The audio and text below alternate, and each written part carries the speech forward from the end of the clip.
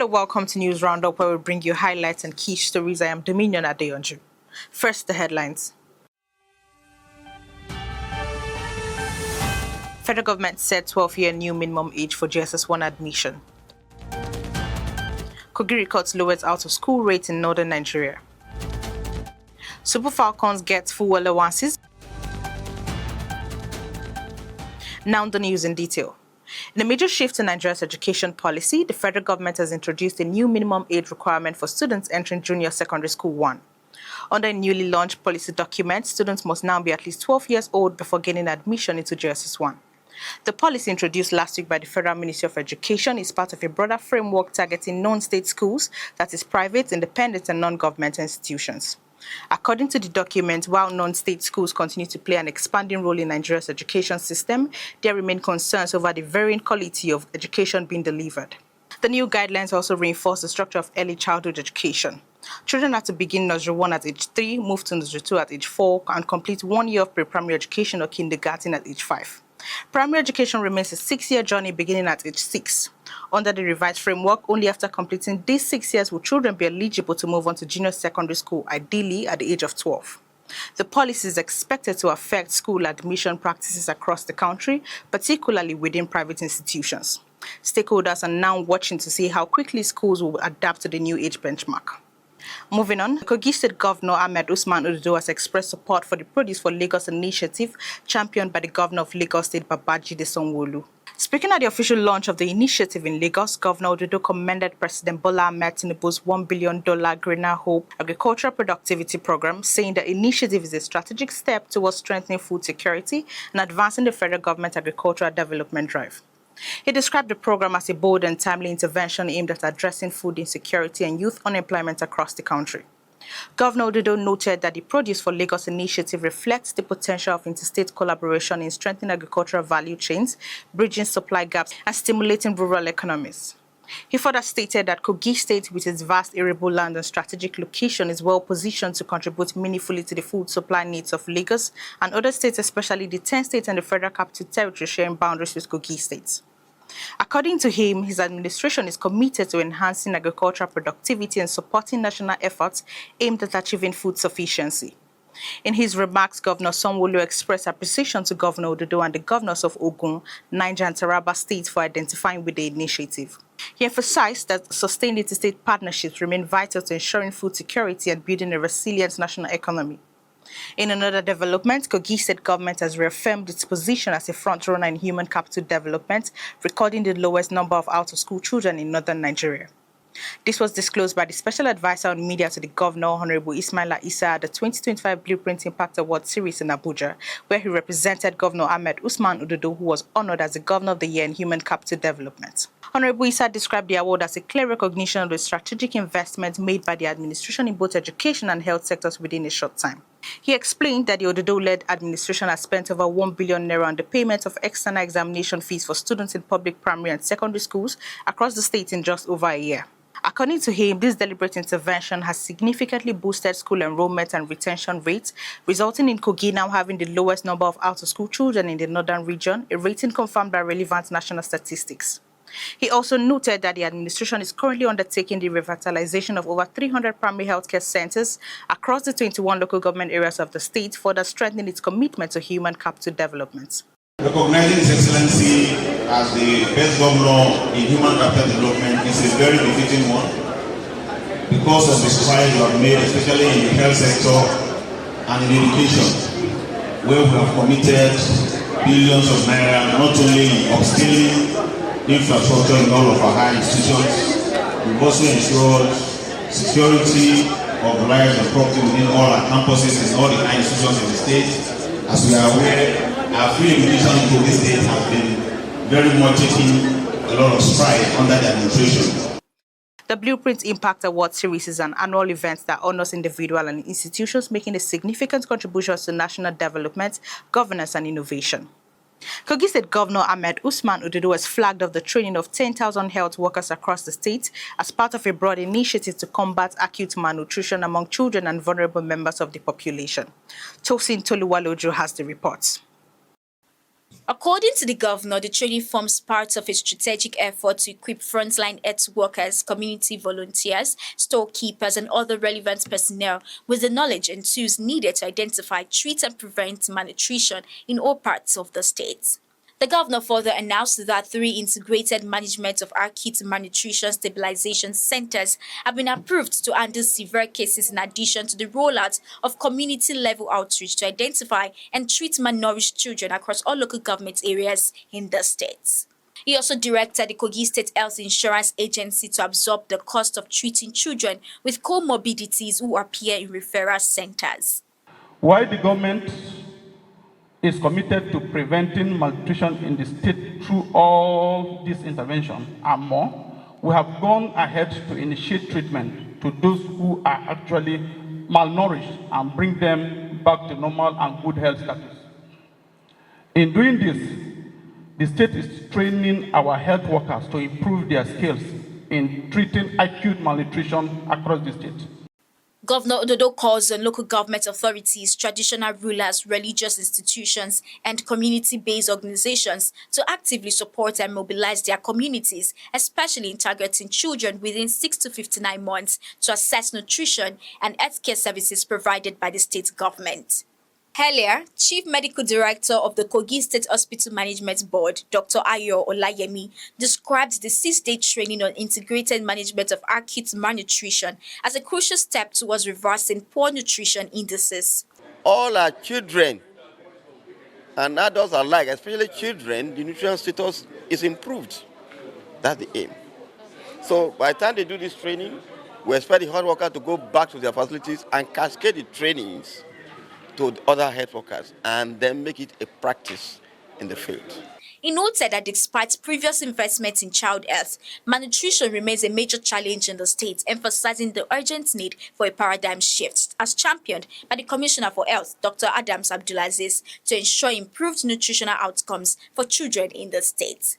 Tosin Toluwaloju, Lugard TV News. Similarly, Kogi State Governor Ahmed Usman Ododo has inspected ongoing construction of the Audit House, Treasury House, Lokoja Ultra Modern Market, and the Crusher Road Toll Gate, among other critical infrastructure projects in the state capital. The Chief of Staff to the Governor, Ali Bello, who led the inspection team on behalf of Governor Ododo, says the move is part of routine spot checks to ensure project quality, timely execution, and adherence to technical standards. According to Bello, the Audit House and Treasury House projects are designed to enhance administrative efficiency, promote transparency in governance, and improve interagency coordination within the civil service. He described the Lokoja Ultra Modern Market as a flagship commercial project aimed at transforming the trading environment in the state capital, providing a safer and more organized space for economic activity and creating jobs for thousands of Kogites. Speaking at site of the Crusher Road Toll Gates, Bello explained that the project is a key component of the administration's effort to improve transportation infrastructure. He emphasized that all contractors have been given clear directives to adhere to high standards, and any deviation from quality or timelines will not be tolerated by the administration. Kogi State government has announced plans to mobilize political appointees across all 239 wards to drive a mass national identification number enrollment campaign targeting 500,000 residents. This move comes in response to troubling figures indicating low NIN registration in the state between January and July 2025. The Commissioner for Special Duties and Intergovernmental Affairs, Sunday Falike, made this known during a meeting with the National Identity Management Commission in Lokoja. Honorable Falike described the current registration rate as unacceptable and attributed the situation to limited awareness and weak mobilization at the grassroots. He says the new approach would leverage existing government structures to drive registration in every ward, especially in rural areas. In his remarks, the Kogi State Coordinator of National Identity Management Commission, Tagwe Garuba, welcomed the initiative, noting that strategic involvement of local actors was key to improving daily enrollment figures.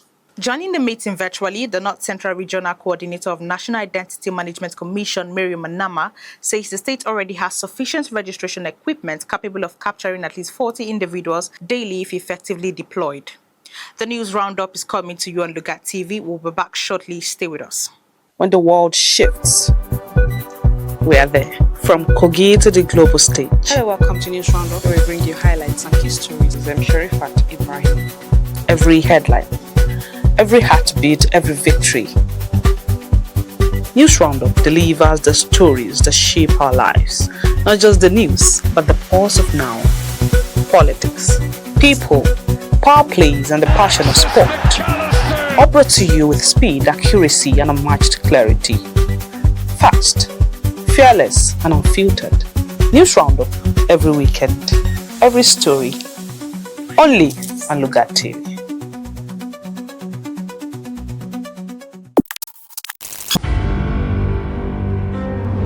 On January 27, 2024, Governor Ahmed Usman Ododo became the 5th executive governor of Kogi State, signaling a new era of development. His vision was clear: to foster sustainable development, prioritize the needs of the people, and promote unity among the state's diverse communities. In the education sector, Governor Ododo's administration has improved schools, provided scholarships for students, and prioritized teachers' welfare. The governor has built and revamped several primary healthcare centers across the state and equipped them with modern facilities. Under Governor Ododo's leadership, Kogi State has witnessed improved security and enhanced collaboration among its diverse communities. Governor Ododo's commitment to economic empowerment is also noteworthy. His administration has launched programs to promote entrepreneurship, particularly among young people in the agricultural sector. His administration has boosted food security by providing modern farming tools, fertilizers, and support for smallholder farmers. Kogi State stands stronger, united, and ready to take on the future under the administration of Governor Ahmed Usman Ododo. When the world changes by the hour, you need a news that keeps pace. Hello and welcome to News on Lugard TV. From local stories that matter to national events shaping our future. This is the pulse of the people, the truth unveiled, the headlines that define today. Join us every weekday for News Hour, only on Lugard TV. Welcome back. The National Hydroelectric Power Producing Areas Development Commission and Hyperdeck has strengthened Kogi State's marine transport infrastructure by donating 4 fiberglass boats, engines, and safety equipment to the state government. The official handover ceremony was held in Lokoja, where stakeholders emphasized the importance of preparedness in light of anticipated flooding in 2025, in addition to gains in marine transportation facilities. Receiving the items on behalf of the state government, the Commissioner for Transport, Honorable Tuluku Levi, described the interventions as timely and aligned with the Ododo-led administration's drive to make marine transportation safer, more efficient, and more accessible. Honorable Tuluku reaffirmed the state's commitment to modernizing marine transport through improved regulation, public education, and infrastructural investments.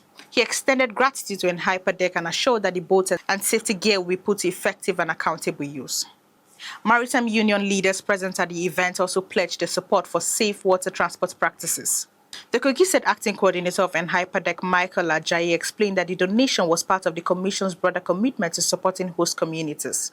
Beyond the donations, Hyperdeck has also commenced awareness campaigns across vulnerable communities, encouraging residents to relocate to upland areas and maintain clear drainage systems to reduce flood impact. Moving on, Kogi State government is set to deploy digital oversight tools aimed at enhancing the monitoring and execution of World Bank-supported development projects across the state. Zinat Habib has more.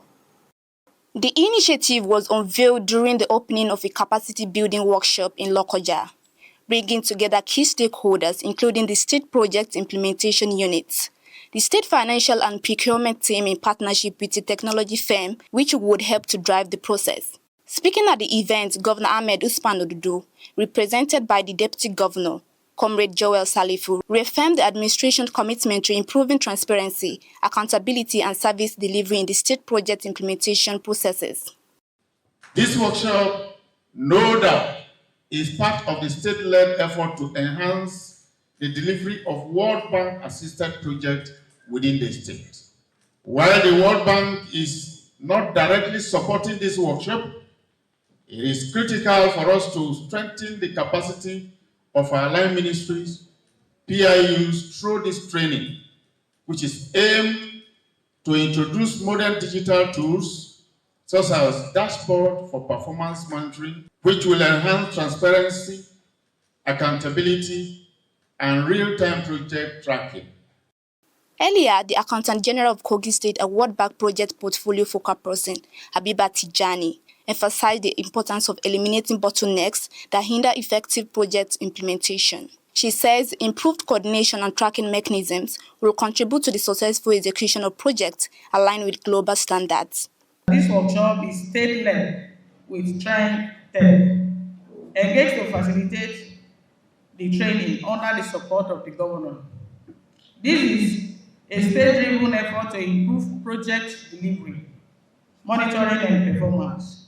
Through this workshop, we aim to equip you with the tools and knowledge needed to resolve implementation challenges, to also enhance project performance and improve coordination across the various PIUs.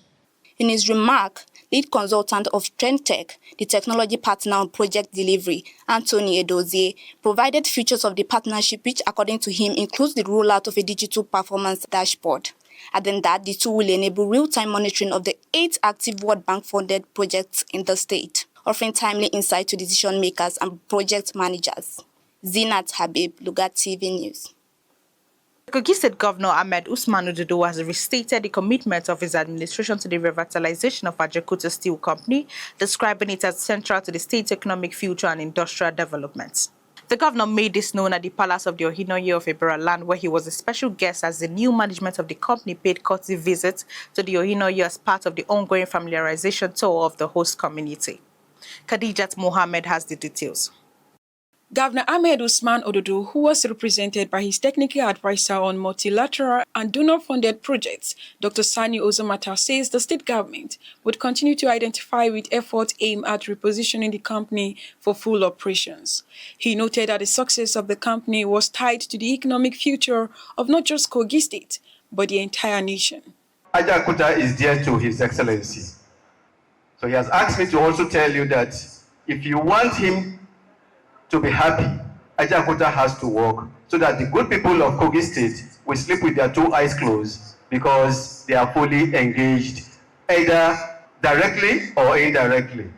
And this involves both skillful and unskilled labor. His Excellency has also directed me to not just inform the Managing Director, but the community where the steel company is located, that's Ajaokuta, that security is the responsibility of everybody.